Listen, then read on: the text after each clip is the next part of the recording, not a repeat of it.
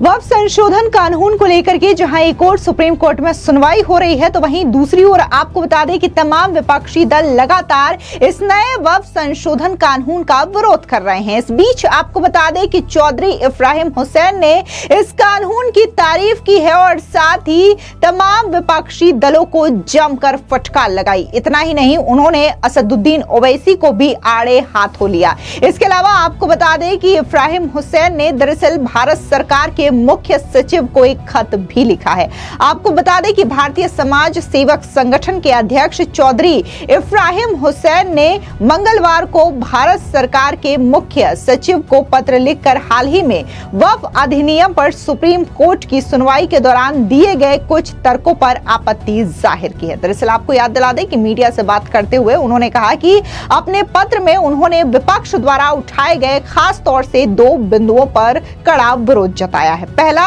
ये दावा कि गैर मुसलमानों को वक्फ बोर्ड में सेवा करने की अनुमति नहीं दी जानी चाहिए, और दूसरा, पुराने मस्जिदों के पंजीकरण के बारे में जो प्राचीन काल के आधिकारिक रूप से रिकॉर्ड दर्ज नहीं है। दरअसल आपको बता दें कि इब्राहिम हुसैन ने साफ तौर से कहा कि ये जो आपत्तियां विपक्ष की ओर से जताई जा रही है, ये पूरी तरीके से निराधार, असंवैधानिक और गैर इस्लामी है। उन्होंने कहा कि इस्लाम गैर मुसलमानों को वक्फ बोर्ड का हिस्सा बनाने से नहीं रोकता, खास तौर से अगर वे ईमानदारी और निष्ठा के साथ काम करते हैं। इब्राहिम हुसैन ने all India Muslim personal law board और असदुद्दीन ओवैसी की भी जमकर आलोचना की। उन्होंने कहा कि अल्लाह ने बेईमान लोगों को हटाने का आदेश दिया है। जो लोग ईमानदारी और सच्चाई के साथ काम करते हैं, चाहे वे किसी भी धर्म के क्यों ना हो, वे मुस्लिम पर्सनल लॉ बोर्ड और ओवैसी जैसे चरित्र वाले लोगों से कहीं बेहतर हैं। सुनिए क्या कुछ चौधरी इब्राहिम हुसैन ने कहा। भारत सरकार के मुख्य सचिव महोदय के लिए हमने आज पत्र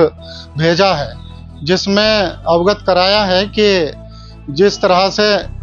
वक्फ संशोधन बिल पर माननीय सर्वोच्च न्यायालय में सुनवाई चली और इसी दौरान जो विपक्ष की तरफ से दलीलें आईं, जिसमें दो बिंदुओं पर आपत्ति आई है। तो एक तो ये बिंदु है कि वक्फ बोर्ड में गैर मुस्लिमों की नियुक्ति नहीं की जानी चाहिए, और दूसरे बिंदु यह है कि जो पुरानी मस्जिदें हैं अंग्रेज़ी काल से भी पूर्व की, जिनके दस्तावेज नहीं हैं, उनका क्या होना है, उनके रजिस्ट्रेशन कैसे होंगे, क्या हो। तो इन दोनों पे ही मैंने भारत सरकार को जवाब भेज करके अवगत कराया है कि माननीय सर्वोच्च न्यायालय के संज्ञान में डाला जाए। तो मैंने बताया है इसमें कि जो विपक्ष की तरफ से दलीलें आई हैं वो बेबुनियाद हैं, गैर संवैधानिक हैं और गैर इस्लामिक भी हैं, क्योंकि वक्फ बोर्ड में इस्लाम धर्म के अनुसार गैर मुस्लिमों की नियुक्ति की जा सकती है। जिस तरह से अभी तक मुसलमानों के सरपरस्तों ने वक्फ संपत्ति की सरपरस्ती की मुसलमानों की है करते हुए तमाम वक्फ बोर्ड की ज़मीनों पर कब्जे कर लिए, और 12,000 करोड़ की जो आमद सालाना होने वाली है वक्फ प्रॉपर्टी से, वो तमाम उसका कुछ पता नहीं। तो इस तरह से ऐसी सिचुएशन में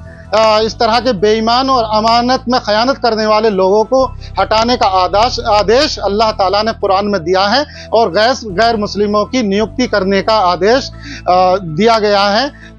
और ये अल्लाह ने फरमाया कि फिर जो गैर मुस्लिम होंगे वो ईमानदारी, अमानतदारी और सच्चाई से काम करेंगे, वो इन जैसे बेईमान लोग नहीं होंगे, जैसा कि मुस्लिम पर्सनल लॉ बोर्ड और ओवैसी का चरित्र सामने आया है। साथ ही इब्राहिम हुसैन ने यह भी आरोप लगाया कि प्रमुख क्षेत्रों में स्थित हजारों करोड़ की जमीन का ऑडिट नहीं हुआ है और ना ही उसका रजिस्ट्रेशन हुआ है। उन्होंने कहा कि वक्फ बोर्ड की सालाना आय जो कि लगभग 12,000 करोड़ रुपए है, उसका कोई हिसाब किताब ही नहीं है। इब्राहिम हुसैन ने कहा कि चोरी करने के उद्देश्य से उन्होंने अपना पंजीकरण नहीं कराया और ऐसा किया जा सकता था, लेकिन जानबूझ करके ऐसा नहीं किया गया और मूल्यवान संपत्तियों पर नियंत्रण बनाए रखा गया। उन्होंने जोर देकर के कहा कि इस तरीके की हरकतें कानूनी और धार्मिक दोनों सिद्धांतों के विपरीत है। सुनिए इब्राहिम हुसैन का ये बयान, जहां पर उन्होंने कहा कि कैसे जानबूझ करके रजिस्ट्रेशन नहीं कराया गया ताकि इसकी आड़ में करप्शन किया जा सके।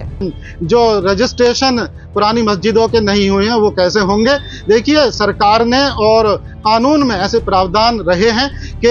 रजिस्ट्रेशन वो कराए जा सकते थे, लेकिन विपक्ष ने जानबूझ के इसलिए नहीं कराए कि जो प्राइम लोकेशन की बड़ी बड़ी प्रॉपर्टीज़ हैं, इसमें बहुत बहुत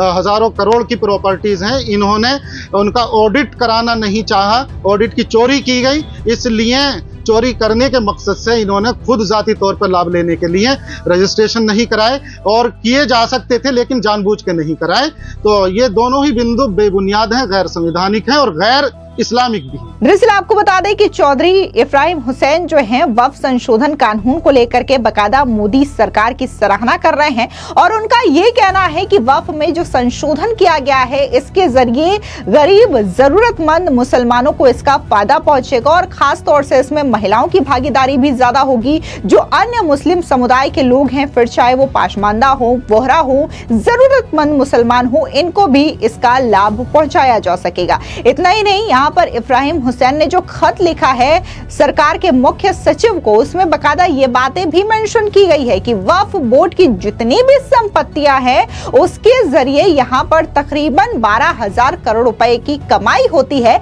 लेकिन ये कमाई कैसे होती है, इसका खर्चा कैसे किया जाता है, इसका आज तक कोई हिसाब किताब ही नहीं है। उन्होंने ये तक कहा कि कई सारी प्रॉपर्टी तो ऐसी है जिसका बकायदा रजिस्ट्रेशन नहीं कराया गया है, ताकि जानबूझ करके इसमें घोटाला किया जा सके, भ्रष्टाचार किया जा सके। ऐसे में सरकार की ओर से जो 2 बिंदुओं पर सुधार किया गया है वो बहुत ज्यादा सही है, जिसमें से पहला कि वक्फ बोर्ड में गैर मुस्लिम को भी शामिल किया जाना, और दूसरा ये कि जो पुराना प्रॉपर्टी है वक्फ बोर्ड से जुड़ा हुआ, अगर वक्फ बोर्ड उस पे क्लेम करता है तो बकायदा उसे कागजात दिखाने होंगे। तो इन तमाम चीजों को लेकर के इब्राहिम हुसैन ने बकायदा ये खत लिखा है, और खास तौर से यहाँ पर all India Muslim personal law board के साथ साथ असदुद्दीन ओवैसी और तमाम विपक्षी पार्टियों पर भी जम करके पलटवार किया है, जो कि नए वक्फ संशोधन को लेकर के सरकार पर सवाल खड़े कर रही है। दरअसल आपको बता दें कि जब से वक्फ संशोधन को देश भर में लागू कर दिया गया है,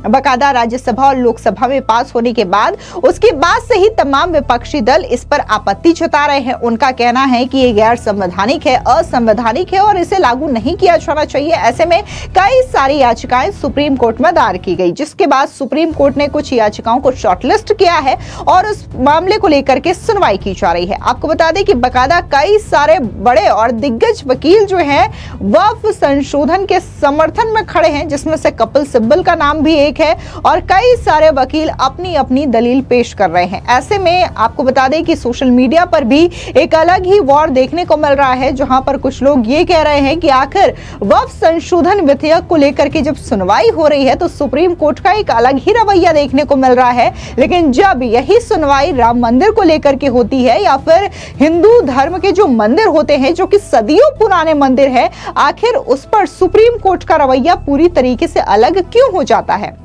जहां पर सुप्रीम कोर्ट खुद कहता है कि वक्फ जहां पर क्लेम कर रहा है वो बहुत सारी पुरानी प्रॉपर्टी है, कई सारी मस्जिद हो, कब्रिस्तान हो, दरगाह हो, ये बहुत सारी पुरानी प्रॉपर्टी है, तो आखिर इसके कागज कहां से लाएगी। तो वहीं जब हिंदू पक्ष को लेकर के सुनवाई होती है और किसी मंदिर को लेकर के सबूत की बारी आती है, तो आखिर इन्हीं मंदिरों के कागजात क्यों मांगे जाते हैं। तो ये तमाम तरीके के वॉर सोशल मीडिया पर भी देखने को मिल रहे हैं। फिलहाल इस खबर पर आपकी क्या राय है, कॉमेंट सेक्शन में जरूर बताएं। धन्यवाद।